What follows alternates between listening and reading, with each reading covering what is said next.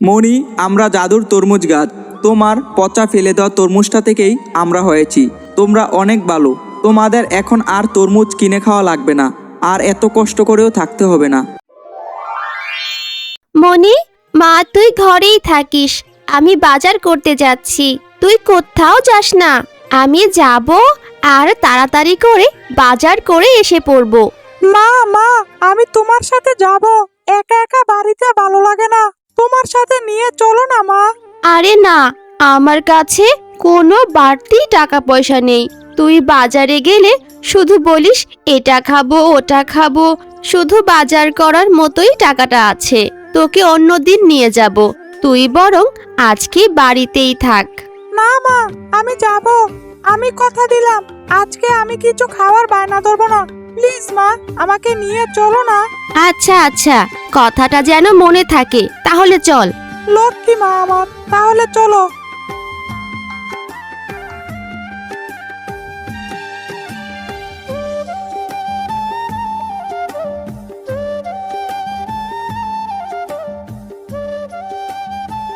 এরপর মণি আর মণির মা বাজারে চলে যায়।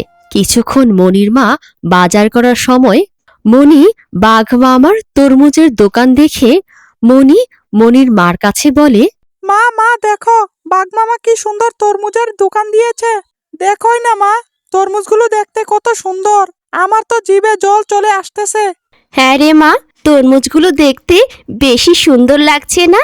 জানি, ভেতরে কি সুন্দর টুকটুকে লাল আর মধুর মতো মিষ্টি হতে পারে। মা, আর তো আমার সহ্য হচ্ছে না। মন চাচ্ছে এখনই তরমুজগুলো খেয়ে ফেলি। আমাকে কিনে দাও না প্লিজ। তোকে এজন্যই এত করে বললাম যে আমার সাথে বাজারে আসিস না।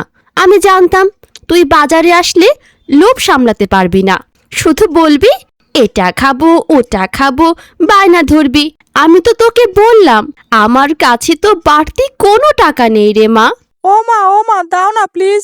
শুধু তোমার কাছে তো একটা তরমুজে চেয়েছি, কিনে দাও না। আমি কি করে তোকে কিনে দেব? আর একটা তরমুজের দাম তো অনেক বেশি, আর বাজারে এসে দেখতেছি সবজির দামও বেড়েছে। ঠিক মতো মনে হয় সবজিটাও কিনে নিতে পারবো না। ও মা, কিনে দাও প্লিজ। আচ্ছা আচ্ছা, চিল্লাচিল্লি করতে হবে না। চল দেখি বাঘ মামা বাকিতে তরমুজ দেয় কিনা। যদি বাকিতে তরমুজ দেয় তাহলে তোকে এক্ষুনি কিনে দেব। বাঘ মামা, আপনার দোকানের তরমুজগুলো দেখতে বেশ সুন্দর, আর না জানি কত রসালো আর মিষ্টি হবে। আমার মেয়ে বায়না ধরেছে তরমুজ খাবে। কত টাকা করে তরমুজগুলো বিক্রি করছেন? আমার কাছে একটা বাকিতে বিক্রি করবেন, আমি কয়েকদিন পর এসে আপনাকে টাকাটা দিয়ে যাব। আরে তুই কি পাগল হয়ে গেছিস নাকি? এত টাকা দামের তরমুজ কেউ বাকিতে বিক্রি করবে? এমনিতেই বেচা কিনা নেই। যদি তরমুজ খেতে ইচ্ছা করে তাহলে টাকা নিয়ে আসিস, আর আমি বাকিতে তরমুজ বিক্রি করব না। বাঘ মামা, আমার মেয়ের তরমুজ খেতে ইচ্ছে করছে। আমি তো আপনাকে বলি নাই যে তরমুজ ফ্রিতে দিতে হবে। আমি বললাম যে টাকাটা দিয়ে যাব কয়েকদিন পর এসে। আমাকে একটা তরমুজ বাকিতে দেন না প্লিজ। আমার একটা তরমুজের দাম 300 টাকা। এত টাকা দামের তরমুজ কেউ বাকিতে বিক্রি করবে না। তুই সর সর, সকাল সকাল এত চিল্লাচিল্লি করিস না। আমার কাস্টমার এখন আসবে, তোর কাছে টাকা হলে তুই নিয়ে যাস। আরে মামা, সামান্য এই তরমুজের জন্য আমাকে কত কথা শোনালেন। আর যখন আপনি ছোট ছিলেন আমার বাবা আপনাকে কত তরমুজ বিভিন্ন রকম ফল খাইয়েছে। দিতে হবে না বাকিতে তরমুজ। চল, তোকে অন্য একদিন আমি তরমুজ কিনে দেব। তুই কষ্ট পাস না রে মা, চল বাড়ি যাই। তখন বাঘ মামা বাকিতে তরমুজ না দিলে মণির মা মণিকে নিয়ে চলে যায়।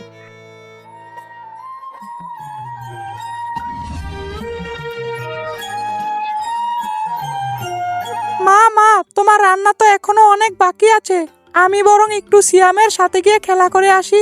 এখন যাস না রে মা, কিছুক্ষণের মধ্যেই হয়ে যাবে আমার রান্না করা। ও মা, আমাকে যেতে দাও না। কথা দিলাম আমি একটু খেলেই চলে আসবো। আচ্ছা রে মা, সাবধানে যাস আর তাড়াতাড়ি করে ঘরে চলে আসিস। লক্ষ্মী মা আমার, আমি এখনই চলে আসবো।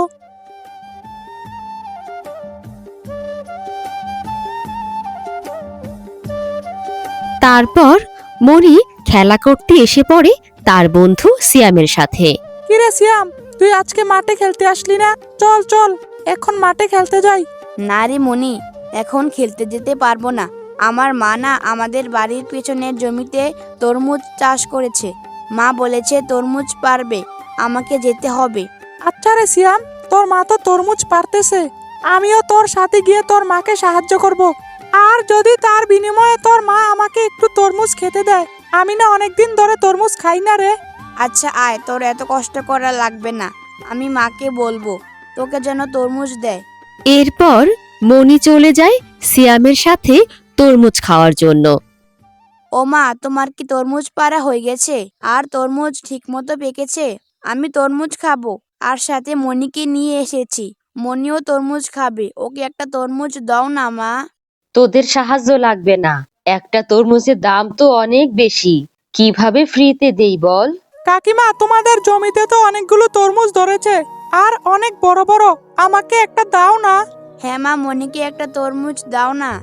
আমাদের জমিতে তো অনেক তরমুজ ধরেছে, আর ওদের কাছে অত টাকা নেই যে তরমুজ কিনে খাবে। তোদের মতো গরিবদের নিয়ে আর পারি না। এই মনি, আমার পাশে যে তরমুজটা, এটা নিয়ে যা। প্রায় অর্ধেক পচে গেছে, কিন্তু কিছু অংশ ভালো রয়েছে, বাড়ি গিয়ে খেতে পারবি। আচ্ছা কাকিমা, আমি অর্ধেক পচা তরমুজটাকে বাড়ি নিয়ে যাই। তখন মনি খুশি মনে তরমুজ নিয়ে বাড়ি চলে যায়।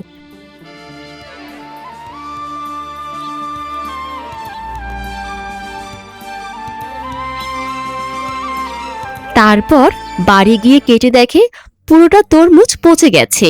মা, তুই কষ্ট পাস না, আমি তোকে বাজার থেকে একটি ভালো তরমুজ কিনে এনে খাওয়াবো।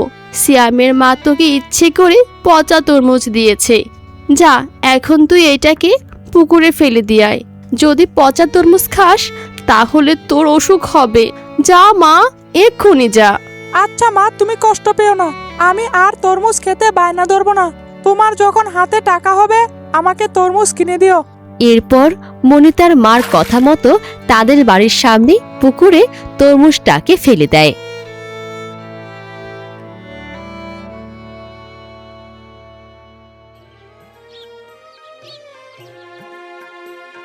আরে আরে, এই পুকুরে এত বড় তরমুজ গাছ কোথায় থেকে এলো? মা মা, এসে দেখে যাও, আমাদের পুকুরে কি এক অদ্ভুত রকমের দেখতে তরমুজ গাছ হয়েছে। আরে, এটা তো দেখছি জাদুর তরমুজ গাছ। তাহলে এবার মনে হয় আমার মেয়ের ইচ্ছাটা পূরণ হবে। মনি, আমরা জাদুর তরমুজ গাছ, তোমার পচা ফেলে দেওয়া তরমুজটা থেকেই আমরা হয়েছি। তোমরা অনেক ভালো, তোমাদের এখন আর তরমুজ কিনে খাওয়া লাগবে না, আর এত কষ্ট করেও থাকতে হবে না।